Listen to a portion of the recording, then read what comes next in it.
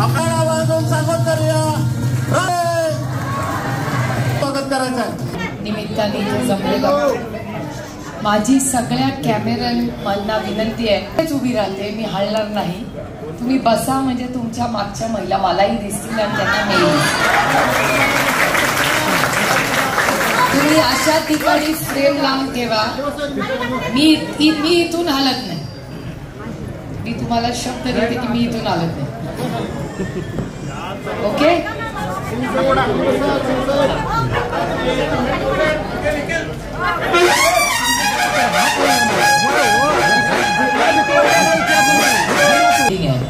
तुम्हाला कुठली महिलांची मीटिंग रात्री असते? तुम्ही स्वयंपाक करून आलाय,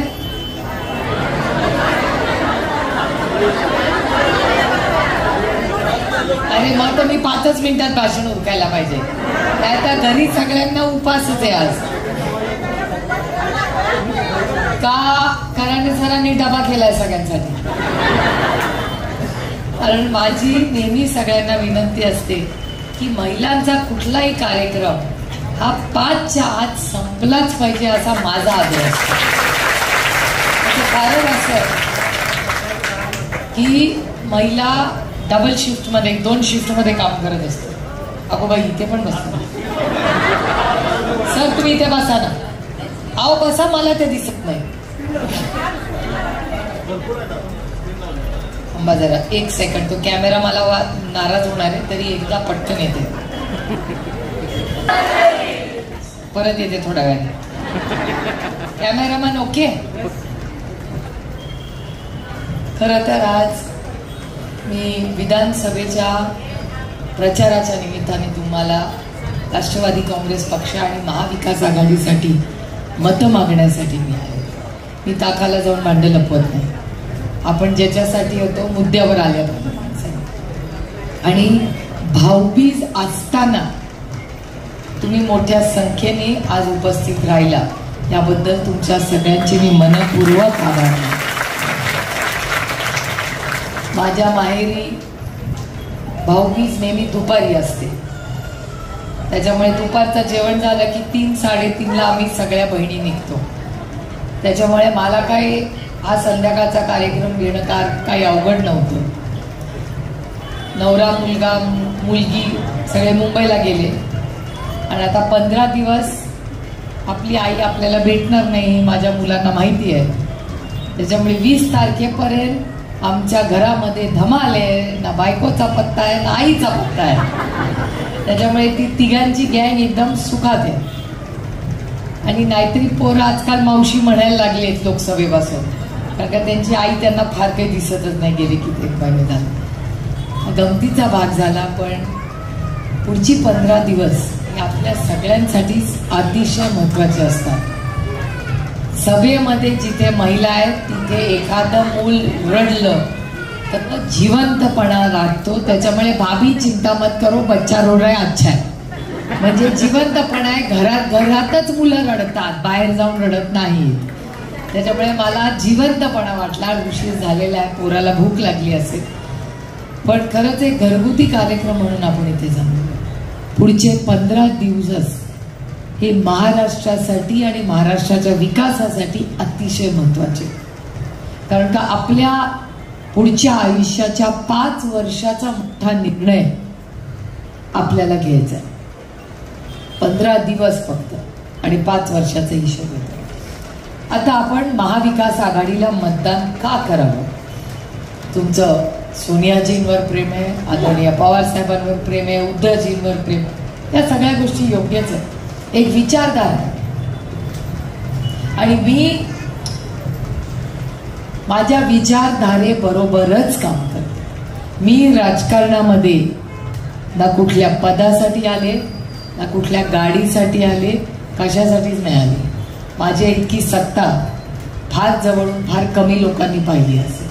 मी खरंच तुम्हाला सांगते, जर तुम्हाला असं वाटत असेल ना सत्ता असली की झोप येते, अशा भ्रमात बिलकुल राहू नका. सत्ता आली की जबाबदारी वाढते, झोप वाढत नाही, झोप कमी होते. त्याच्यामुळे असा भ्रमात बिलकुल राहू नका. मी जेवढी सत्ता पाहिली आहे ना, खरंच फार कमी लोकांनी पाहिली असेल. त्याच्यामुळे मला सत्तेचा न मोह न प्रेम, कारण का मी पाहिले, पण सत्तेमुळे त्याचा जर चांगला वापर जर झाला, त्याची उपयुक्तता चांगली झाली, तो झोप चांगली येते. कारण का त्याच्यामुळे तुमच्या आयुष्यात एक चांगला बदल घडवण्याची संधी त्या सत्तेमध्ये असते. सत्ता काय असते हो? दुर्दैव या लोकांना असं वाटतं की सत्ता आली म्हणजे गाडी घोडा आलं. सत्ता ही तुमच्या घरासाठी नसते. मगाशी सर तुम्ही बोलला का? कुठे गेले तुम्ही? म्हणला ना आमदार साहेब मगाशी की 50 खोक्याला आमदार मिळतो. एकतर तुम्ही पुरुष भाषण जेव्हा करताना तेव्हा तुम्हाला असं वाटतं आमच्या महिलांना तुमची सगळी भाषणं समजतात. आमच्या महिलांना खोके शब्द माहिती नाही. बरोबर आहे? हे पुरुषांना माहिती, आम्हाला नाही माहिती. आम्हाला कुठला खोका माहिती आहे? आम्हाला खोका मी सांगते तुम्हाला, न विचारता, आपली ओळख नाही तरी सांगते. आम्हाला खोका कुठला माहिती? बस्ता बांधायला लग्नाला जातो ना, त्या खोक्यामध्ये आम्ही सामान घालतो, एसटीत चढवतो, गाडीत चढवतो, टेम्पोत चढवतो, तो खोका माहिती. दिवाळीला सफाई करतो, माळ्यावर चढतो, खोका असतो, त्या खोकातून सामान काढतो, जुना मिक्सर, जुन्या वस्तू असतात, तो खोका आम्हाला माहिती. तुमच्या पुरुषाचा खोका नाही बाबा आम्हाला माहिती. हे तुमचे, आता तुम्ही आमदार होता, मला तुमचा अपमान करायचा नाही, मी तुमच्याबद्दल बोलत नाहीये, त्याच्यामुळे आधीच माफी मागते. पण तुम्ही विचार करा, खोके शब्द आपल्या आयुष्यात कधी आला होता का? आणि जर आमदार खासदार अशी विकत जाणार असतील तर असली पाहिजेत का तुम्हाला? हा निर्णय आपल्याला घ्यायचा. माझी भारतीय जनता पक्षाबरोबर वैयक्तिक लढाई नाही, माझी वैचारिक लढाई आहे. कारण का 50 खोके एकदम ओके म्हणायला माझा जाहीर विरोध आहे. 50 खोके इज नॉट ओके. नाही चालेगा, नाही चालणार. 50 खोके तुम्ही सरकार पाडता, घर फोडता. 50 खोके हे म्हणाले ना की 50 खोक्याला विकत जातो. अहो आमच्या बायकांना विचारा, 50 खोक्याला एक खासदार, एक आमदार गुणिले 40 म्हणजे 40 गुणिले 50 किती झाले? विचार करा किती. बघा आमच्या बायकांना, आम्हाला हिशोबच माहिती नसतो. 40 गुणिले 50 किती झाले? 2000. तर हे म्हणाले 2000 रुपये नाही, 50 खोके म्हणजे एक खोका म्हणजे कोटी महिलांनो. तो आपला बस्तावाला नाही का? विचारा आमच्या कशा खऱ्या साध्या महिला आहेत बघा. 2000 कोटी रुपये खर्च करून उधळून यांनी उद्धव साहेबांचं सरकार पाडलं, म्हणून 50 खोके एकदम ओके वाटे. मग अशी होते ना सेनेवाले, कुठे गेले? बसले होते. 50 खोके एकदम ओके. आणि यांच्या चॅनलवाले असतील या कुठल्या तरी चॅनलवर अशाच एका खोक्या आमदाराचं घर बघितलं मी. 40व्या मजल्यावर घर आहे. सगळीकडून त्या घरातून सगळ्या नाही आमदार, परत मी माफी मागते तुमच्याबद्दल नाही, तुमच्याबद्दल नाही, मी जनरल भाषण करते.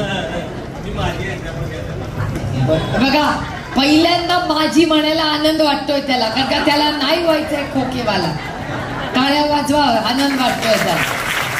खरंच अशा वेळीच न असलेलं बरं. अगदी बरोबर. कारण का शेवटी खाली हात आते भाभी खाली हात जाएंगे. काय गटुडं घेऊन जाणार आहे का खोके घेऊन जाणार आहे?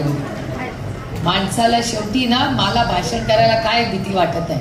मगाशी मी येत होते गेबी भाषणात मला सांगत होते की तो आपल्या इथल्या स्थानिक खासदार आमदाराबद्दल की आधी इकडे होते, नंतर तिकडे गेले, आणि बरंच काय काय सांगत होते. मला सांगितलं की कोणीतरी आले होते आणि म्हणले होते, बघ रे बाबा, तू निवडून आलास ना तर तुझ्या मागे ती इडापिडाच लावतो.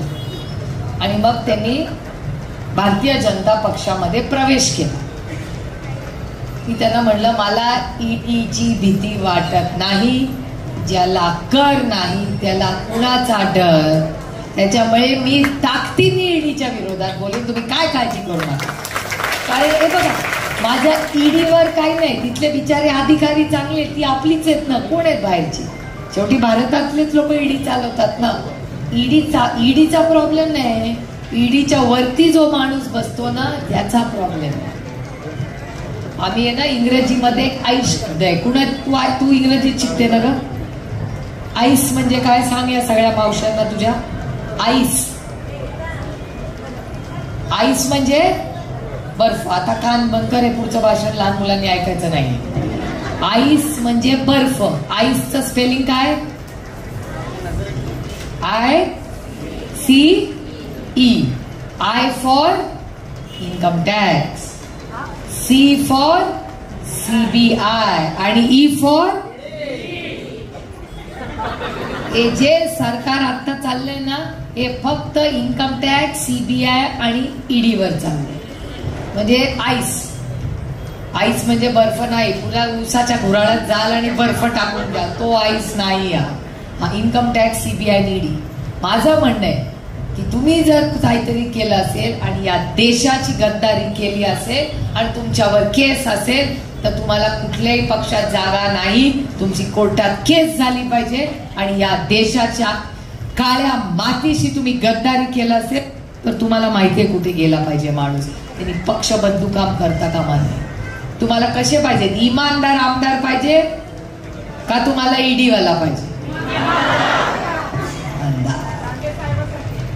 बघा, पण ह्याच्यासाठी पुढचे 15 दिवस कष्ट करावे लागतील. अगो बाई, माझ्याकडे आज ना 11 पर्यंत मला नाही जमणार ग यायला. अगं नाही, आज ना मी 7 वाजताच घरी जाते ग.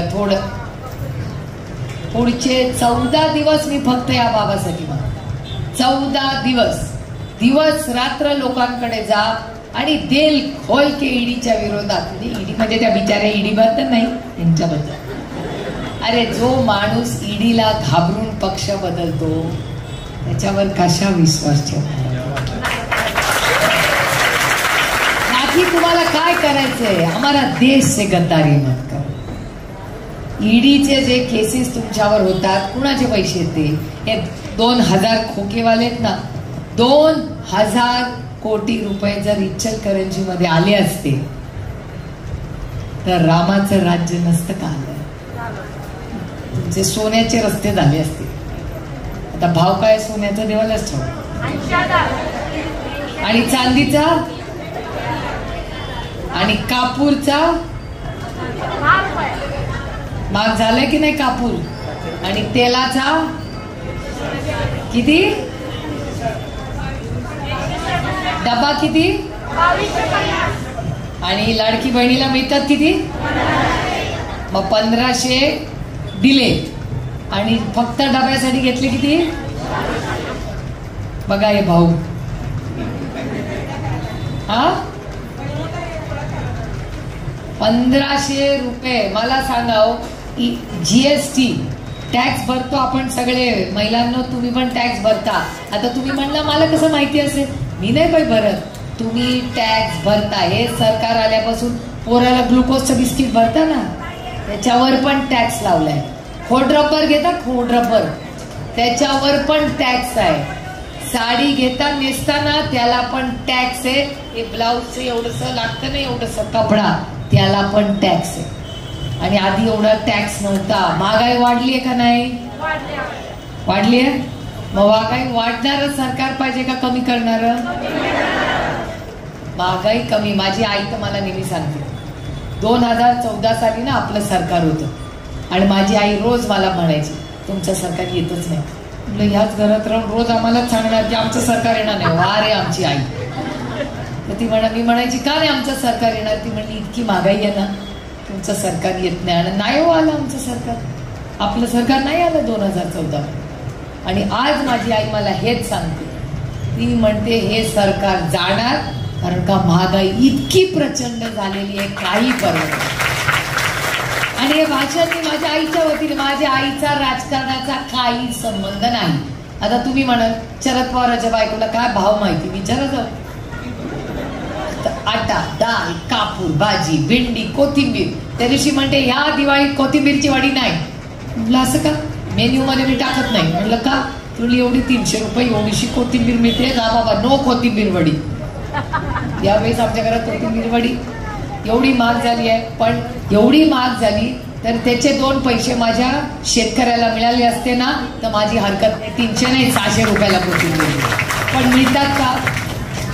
आता आपण सगळे दुधाचा व्यवसाय माहिती आहे सगळ्यांना. दुधाला किती रुपये मिळतात माहितीये का? 26 रुपये जास्तीत जास्त. लिटरला किती विकत घेता तुम्ही? 66 रुपये.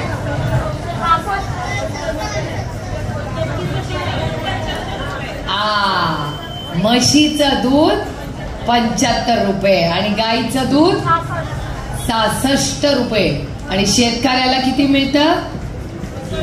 26 रुपये. मधले 30-35 रुपये ताई कुठे जातात? खोके. अरे मी ना म्हणले ना खोके भरायला. बाया बोलायला लागल्या खोके भरायला. अरे वा वा वा वा. Same same to same. कशी बोलते चुणचुणीत बघा लगेच. बघा माहिती मग ते पैसे कुठे जातात खोक्यांना. पण हा खूप गांभीर्याने घ्यायचा विषय. इलेक्शन ना तुमच्या माझ्या आणि तुमच्या सुखदुःखाचं नाही आहे, या राज्याच्या धोरणाचं. ही जी भाषणं रोज मी बघते ना बायकांवर होणारे अत्याचार, अहो मला इतकं वाईट वाटलं. बारामती लोकसभा मतदारसंघाची लोकप्रतिनिधी व्हायचा मला सारखा अभिमान आहे. त्याच बारामतीकरांनी मला निवडून दिलं, हे माझं भाग्य आहे. पण मला एक वाईट वाटतं सांगताना की 15 दिवसापूर्वी बारामती लोकसभा मतदारसंघाला गालबोट लागलं आणि तिथे एका मुलीची 3 मुलांनी तिच्यावर सामूहिक बलात्कार केला. 15 दिवस त्यातला एक माणूस पण सापडला नाही कोणी बलात्कार केला. मी शब्द तुम्हाला देते, महाविकास आघाडीचं सरकार आल्यावर मी शब्द तुम्हाला देते, रेकॉर्ड करून ठेवा. या राज्यातल्या प्रत्येक लेकीची आणि घरातल्या तुमच्या मुलांची, फक्त मुलींची नाही, सुरक्षिततेची जबाबदारी सुप्रिया सुळेचं सरकार दिला. शब्द हा प्रॉब्लेम पोलिसांचा नाहीये. हिची भरती कुणाच्या वेळी झाली? आराराबाच्या वेळी झाली. बघा आराराबाच्या वेळी झाली. प्रॉब्लेम या वर्दीचा नाहीये. जेव्हा आबा होता ना, आबा माझे ज्येष्ठ बंधू होते. आबा जेव्हा या राज्याचे गृहमंत्री होते, या राज्यातली सगळ्यात मोठी पारदर्शक भरती जर पोलिसांची झाली असेल त्याच्यातून माझी बहीण पोलीस झाली, याचा मला सारखा अभिमान. आणि मेरिटवर पास झाली आहे, कुणाचा वशिला नाही, मेरिटवर पास झाली आहे. आज तिला विचारा तिच्या वर्दीचं तिला दुःख होतं का नाही. अहो पोलिसांबद्दल सारखा अभिमान आहे मला. पण महाराष्ट्राचा पोलीस दिसला की आपली कॉलर टाईट होते. हे आपल्या महाराष्ट्राचा पोलीस आहे. प्रॉब्लेम पोलिसांचा नाही आहे, त्यांच्या वरती जो माणूस बसलाय ना त्याचा प्रॉब्लेम आहे. त्याचं कारण असं, तो जो माणूस तिथे बसलाय, आता हे तुम्ही भाषण ऐकू नका, तुमच्या मंत्र्याबद्दल बोलते. पण मला काळजी का वाटते की त्या वर्दीची त्यांनी विचार करून मला सांगा, ज्या माणसाने पोर्श गाडी, तुम्हाला माहिती पोर्श गाडी एक महाग 2 कोटी रुपयाची गाडी असते, त्या गाडीनी पुण्यामध्ये एक यंग मुलगा आणि मुलगी काम करत होते, मोटरसायकलवर जात होती, उडवली त्या मुलीला, जागीच मृत्यू झाला. पोलीस स्टेशनला गेले, फोन आला, मोठ्याचा मुलगा आहे, सोडून द्या. त्याला बिर्याणी खायला घालली, त्याचं रक्त तपासलं. बाबी रक्त तपासण्यात बदलण्यात आलं. हे माझ्या पोलिसांनी नाही केलं, त्या नेत्यांनी ज्यांनी फोन केला ना त्यांनी एक गलिच्छ केलं. कधी त्या आई वडिलांचा विचार केला की त्या आईला काय दुःख झालं असेल ज्याचा मुलगा आणि मुलगी त्या ऍक्सिडेंटमध्ये गेली.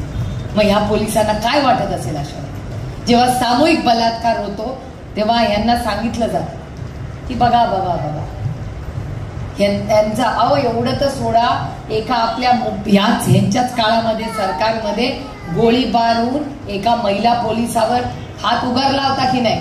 असं सरकार पाहिजे. अरे काय हिम्मत कुणाची आमच्या पोलिसांवर. आपलं सरकार आल्यावर आपण पण सल्यूट त्यांना करायचं. अरे सल्यूट, आमची बहीण पोलीस झाली. हे आपल्याला आणायचंय. RR पाटलांच्या काळातला महाराष्ट्र आणायचा आहे. त्यांनी सुरक्षित ठेवला होता की नाही? तेव्हा होत होते का बलात्कार, चोऱ्या माऱ्या होत होत्या का? मग ते RR आबा करू शकत होते, तर राष्ट्रवादी काँग्रेस ही हे करून दाखवेल. आणि मी तुम्हाला शब्द देते, तुम्हाला कधी तुमच्या लेकी बाहेर गेल्या असेल तुमची लाडकी बहीण करू, पैसे येतील, पण पैसे आल्याबरोबर महिलांची सुरक्षितताही होईल. मला खरं सांगा, तुम्हाला महागाई कमी करून पाहिजे, पोरींची सुरक्षितता पाहिजे का हे फक्त 1500 रुपये देणारं सरकार पाहिजे? मला मुलांची सुरक्षितता पाहिजे, पोलिसांचा स्वाभिमान पाहिजे. अहो एक कसे लोक, परवा मला इतक्या वेदना झाल्या. आर पाटील मला मोठ्या भावासारखे, माझ्या डोळ्यासमोर आबा गेला, डोळ्यासमोर. मी हॉस्पिटलमध्ये उभी होते, डॉक्टरला म्हणत होते अरे कुछ भी करो मेरे भाई को बचाओ. गेला माझ्या डोळ्यासमोर, मी एकटी उभी होते. आबाचा भाऊ तात्या तिथे रडत होते, वहिनी मंदिरात बसल्या होत्या पाठ करत की काहीतरी होईल, काहीतरी आबाला होईल. माझ्या डोळ्यासमोर शेवटचा श्वास माझ्या आबाने घेतला. आणि परवा कोणीतरी आबाबद्दल बोललं. मला खरं सांगा, गेलेल्या माणसाबद्दल कोण बोलतं का? कधी नाही. कितीही आपल्याला काय शिकवलंय की कोणाच्या घरात जन्म झाला, लग्न असेल आणि मृत्यू झाला तर तिकडे मोठ्या मनाने जायचं असतं, हे आपले संस्कार आहे. आणि 9 वर्ष आबाला जाऊन झाले आणि हे लोक बोलतात. मला प्रश्न विचारत्या भारतीय जनता पक्ष आणि त्यांच्या मित्र पक्षाच्या, हे तुमचे संस्कार आहेत?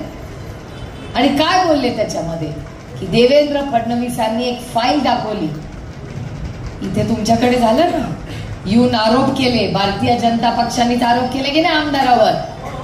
आणि काय झालं, आमदार आज भारतीय जनता पक्षात आहे. मला हा प्रश्न विचारायचा आहे भारतीय जनता पक्षाला, भ्रष्टाचार मुक्त भारत दूंगा असं म्हणले होते की नाही भारतीय जनता पक्ष? मग ज्यांच्यावर भारतीय जनता पक्षाने आरोप केले, सगळी कशी काय हो भारतीय जनता पक्षामध्ये आज? मग ते भ्रष्टाचारी आहेत का नाही? सगळे मला म्हणतात प्रिया एवढं बोलू नकोस. म्हणलं क्या कर लेगा, आपण रामकृष्ण हरिवाले आहे, जवाब सिर्फ पांडुरंगाला देतील, बाकी कुणाला उत्तर देणार नाही. माझ्या मतदारांना देते हा, आणि आई वडील सासू सासरे नवरा पोरांना पण देते. त्यांनी, तुम्हाला अधिकार आहे, माझ्या मतदारांना माझा विचारायचा अधिकार आहे, पण त्यांना नाही घाबरत मी. याचं कारण आहे की मी खरं बोलते आणि मला रोज सांगावं लागत नाही मी खरं बोलते, कारण का मला माहिती आहे रोज काय डंका पिटवत नाही की मी खरं बोलते. मी खोटं बोलतच नाही, त्याच्यामुळे वेळच येत नाही. पण तुम्ही जर भ्रष्टाचार लोकांना तुमच्या पक्षात घेणार असाल तर माझा प्रश्न आहे, मी उद्या कागलला जाणार आहे, मी बोलणारे आहे. माझा हा प्रश्न आहे कागलला गेल्यावर. मला इचलकरंजीला पण हा प्रश्न आहे की भारतीय जनता पक्षाने आरोप केले की नाही या लोकांवर? किती? अरे बाबा 200 कोटी. आम्हाला 200 मध्ये 2 शून्य आहेत माहिती, आम्हाला 200 कोटीतले शून्य बिन्य आम्हाला काय माहिती. कोणी का जाऊ दे ना, त्या महिलेने केले बिचारे, आता कशाला धुणं काढायचं कोणाचं. पण जर भारतीय जनता पक्ष इथे येत असेल आणि भ्रष्टाचाराचे 200 कोटी रुपयाचे आरोप करत असेल तर माझा भारतीय जनता पक्षाला प्रश्न आहे की तुम्ही पहिले आरोप केले, मग त्या माणसाला तुमच्या पक्षात घेतला, म्हणजे तो माणूस भ्रष्टाचारी होता का नाही? मग जर होता तर तुम्ही भ्रष्टाचार मुक्त भारत आणि महाराष्ट्र कसा करणार? तुम्हाला मी शब्द देते, जशी तुमच्या महिलांची सुरक्षिततेची जबाबदारी मी तुमची बहीण म्हणून घेईन, तसं महाराष्ट्र मी भ्रष्टाचार मुक्त करायचा शब्द मी तुम्हाला. मी 18 वर्ष खासदार आहे. सुप्रिया सुले की सबसे बड़ी ताकत मेरी ईमानदारी है. हे मी रोज भाषण करते, एक जण भारतीय जनता पक्ष मला बोलू शकत नाही. 50 वेळा भाषण केलंय. का नाही मला ट्रोलिंग करत? एरवी लहान गोष्टींना मागे लागतात, ह्याच्याबद्दल का नाही बोलत? कारण का मी इमानदार आहे. मी पैसे गल्लू भरू आहे. तुम्ही म्हणतात ना तुमचे आमदार खोक्यांसाठी राजकारणात नाही आले. मी राजकारणात कशासाठी आले? तुमच्या आयुष्यात एक चांगला बदल घडवण्यासाठी आले. माझं स्वप्न होतं की या राज्यातली प्रत्येक लेक आणि मुलगा मुलगी त्यांना चांगलं दर्जाचं शिक्षण मिळालंच पाहिजे, हा आमच्या सरकारचा आग्रह असेल. प्रत्येकाला वेळेवर औषध आणि इंजेक्शन मिळालंच पाहिजे, हा आपल्या सरकारचा आग्रह राहणार. रस्ते में खड्डा, खड्डे में रस्ता नहीं चलेगा. खड्ड्यात रस्ता होताच कामा नाही, असं आपल्याला काम करायचं. अहो माझ्या लोकसभा मतदारसंघात रस्ता केलाय 18,000 कोटी रुपयाचा. किती? 18,000 कोटी. आत्ता परवा परत आलं इलेक्शन लागायच्या आधी की रस्त्याचं महागाई इतकी वाढली की 20,000 कोटींनी किंमत वाढली. 18,000 कोटी रुपयाचा रस्ता, महागाई झाली 18,000 कोटी, म्हणजे 18,000 कोटीचा रस्ता प्लस 20,000 कोटी किती झाले? 38,000 कोटी रुपयाचा रस्ता झाला. मी तुम्हाला शब्द देते, रस्ता होणार, पण कॉन्ट्रॅक्ट मी हा बदलायला लावणार. 20,000 कोटी रुपये कोणाच्याही खोके घरात जाणार नाहीत. त्या पैशाचं इचलकरंजीमध्ये शाळा, कॉलेज, अंगणवाडी होणार, पाण्याची स्कीम होणार, हा शब्द मी तुम्हाला देते. आणि मी टाळ्यांसाठी भाषण करत नाही, कारण का मला लंबा खेळणं आहे. रिश्ते शॉर्ट टर्म नसतात. मी येईन 5 काही भाषण करी निघून जाईन, आत्या टाळ्या वाजवाल, 5 वर्षांनी परत येईन, त्या म्हणेल काही भाषण करते. नातं हे पैशाचं नसतं, हे प्रेमाचं आणि विश्वासाचं असतं. हेच त्यांना कळलं नाही. त्यांना लोकसभेनंतर बहीण लाडकी झाली. लोकसभेत कुठली बहीण लाडकी होती? ही तर नव्हती.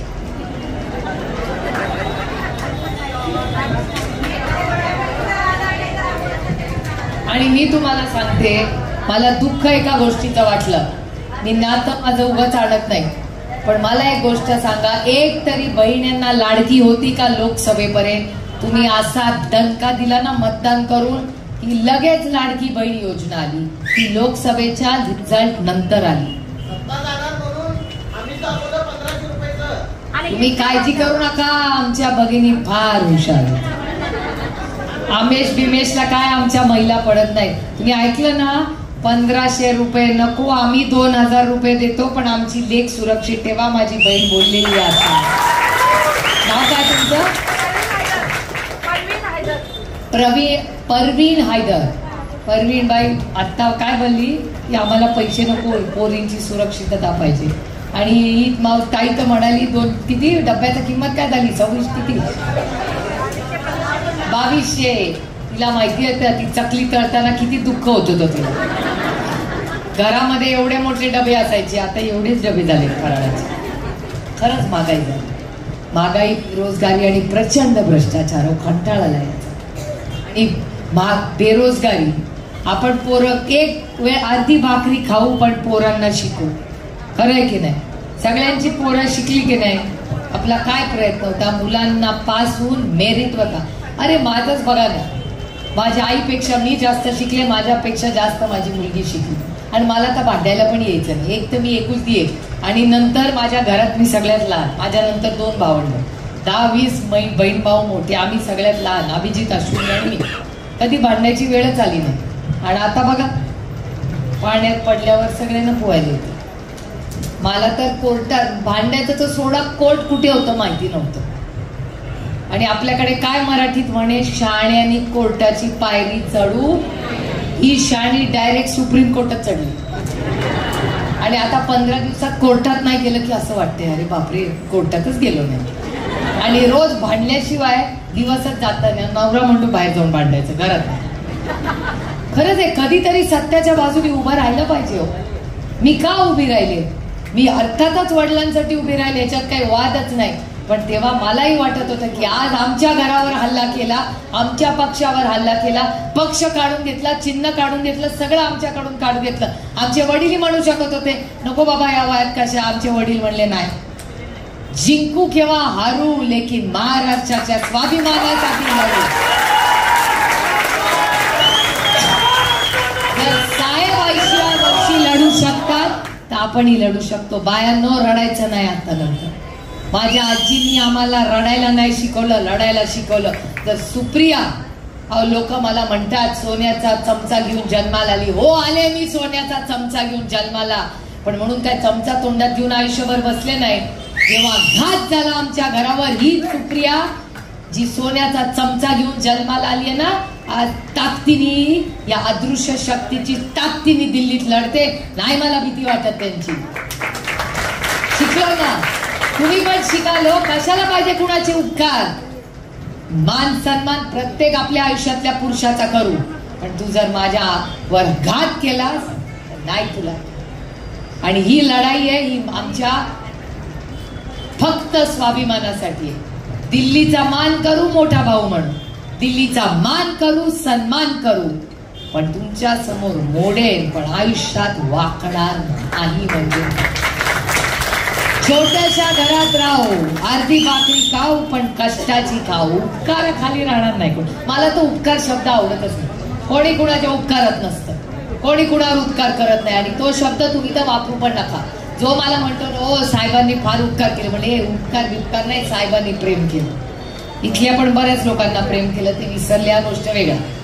पण मला बरं वाटते साहेबांचं तुम्ही मगाशी काढलं, साहेबांनी हे केलं ते केलं, नंतर मला वाटलं बरं झालं. इडा बिडा तळ नसलोक असते आपल्याकडे, ती इडी बिडीच्या भानगडी नको, ते तुम्ही बीजेपीकडे जावा, आमच्याकडे. आपल्याला नवीन उमेदीने पक्ष उभा करायचा. कष्ट करू, कष्टाला कमी पडणार नाही. कोण तुमच्यापैकी कमी कष्ट करतं मला सांगता? उठता की नाही बाप पाण्यासाठी सकाळी, रात्री किती पोटऱ्या दुखल्या तरी शेवटचं घरातलं जेवण उन्हात सगळं सगळ्या तरी झोपता का? कंबर कधीतरी दुखतेच ना, कुणाला सांगणार का?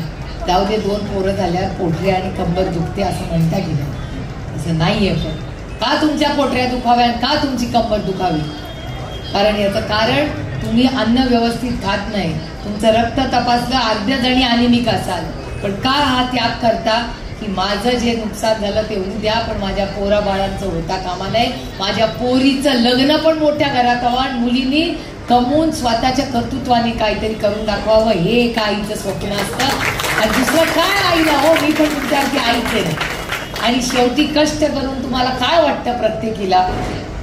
काय बाई म्हणते की डोळे बंद व्हायच्या आधी काचेची एक तडी माझी बांगडी सोन्याची व्हावी, एवढंच मला पाहिजे, मला बाकी काही अक्षर ना. तुमचे खोके, तुमचे म्हणजे तुमचे नाही तर गैरसमज व्हायचा लोकांना. त्याच्यामुळे हा काळ वेगळा झाला, फार जबाबदारी आहे तुमच्यावर. लोक येतील, आमेज दाखवतील. माझं म्हणणं आहे जे येईल त्याचं स्वागत करायचं, हे आपले संस्कार आहेत. अतिथी देवो भव. जे देतील ते घ्या. देतील म्हणजे मसाला, तुम्ही काहीतरी दे, दुसरं काय म्हणत नाही. तुम्ही चुकीचा अर्थ काढू नका. जो येईल त्याला ओवाळा, स्वागत करा. जे प्रेमाने तो देईल ते घ्या, काय हरकत नाही. ते मी फार कष्टाने नाही घेतले. त्याच्यामुळे जे काय करायचंय ते करा, पण मतदान कराना अशाच माणसाला मतदान करा जो स्वाभिमानी आहे, खरा आहे, आणि काय प्रामाणिक. जोपर्यंत प्रामाणिक माणसं निवडून जात नाही, या राज्यामध्ये क्रांती होणार नाही. आणि ही क्रांती आपल्याला घडवायची. आता बदल घडवायचा असेल तर आपल्याला आपल्यामध्ये बदल घडवावा लागतो. अवघड असतं. मी नेहमी सांगते, सत्य परेशान हो सकता है लेकिन पराजित नहीं हो सकता.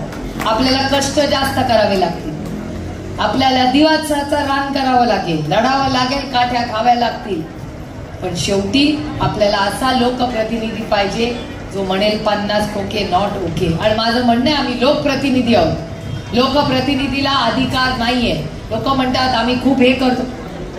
लोकप्रतिनिधी आमच्या सेवेसाठी 24 तास आयुष्य, आम्हाला नाही सुट्टी देत आहेत. कुठे सुट्टी जाणार? लोकप्रतिनिधी. त्याच्यामुळे जुन्या काळाचे लोकप्रतिनिधी कसे 24 तास असायचे, तुमच्या सुखदुःखात असायचे. मग अशी ताई मला म्हणाल्या, काही बाकी भाषणात काही बोला, आमच्या पाण्याच्या प्रश्नाबद्दल थोडंसं.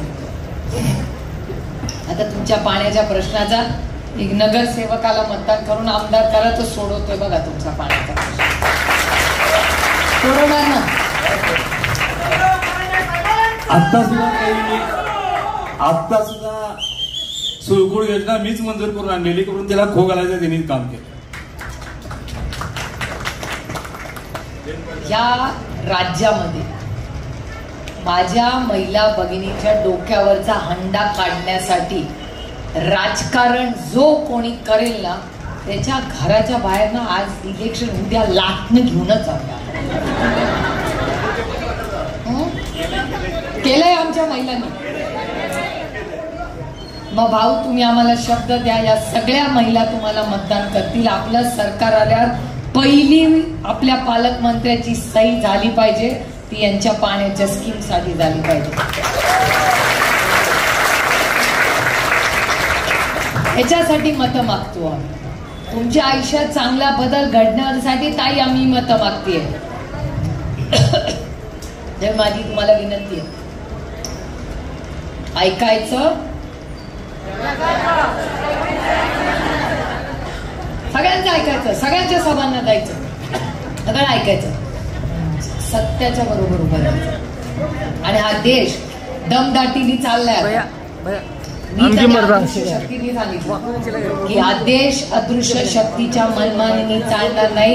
हा देश भारतरत्न डॉक्टर बाबासाहेब आंबेडकरांच्या संविधानानेच चालणार आहे. म्हणून माझी लढाई भारतीय जनता पक्षाबरोबर. हा देश कुणाच्या मनमर्जीने, तुमच्याकडे सत्ता आहे म्हणून काही कराल तुम्ही या राज्यात, हे नाही चलेगा. हा देश संविधानानेच चालेल. मग बीजेपी वाले म्हणतात ओ हे खोटं बोलतात. मी तुम्हाला सांगते, इथे पण आहेत ना भारतीय जनता पक्षावाले, कुणालाही ते म्हणतील तिथल्या इचलकरंजीच्या चौकात माझी बसायची तयारी आहे. मी तुम्हाला सिद्ध करून दाखवीन की भारतीय जनता पक्षाला ह्या देशाचं संविधान बदलायचं. माझ्याकडे प्रूफ आहे. एक नाही दोन दोन खासदार ताई म्हणतात की 400 पार झाले, आम्ही संविधान बदलणार. इतक्या दिवस तुम्हाला संविधान आठवलं नाही, आताच कसे काय येणार भारतीय जनता पक्षाला? आज कारण का मतं दिली नाही ना तुम्ही, त्यांचं सगळं मताशी जुळलेलं असतं. त्याच्यामुळे विचार करा, संविधान वाचवण्यासाठी, या राज्याच्या स्वाभिमानासाठी, आपल्या इचलकरंजीच्या पाण्यासाठी आणि स्वच्छ आणि पारदर्शक काम करण्यासाठी आपल्याला या बंधूच्या मागे, आपल्या भावाच्या मागे यावेळेस भाऊबीज उलटी करू. ते तुम्ही ओवाळा पण, आणि एक बहीण म्हणून आपल्या कर्तृत्ववान भावाच्या मागे ताकदीने उभ्या राहा, मतदान करून घ्या. आणि एवढंच लोकांच्या समोर जाऊन म्हणा, रामकृष्ण हरी.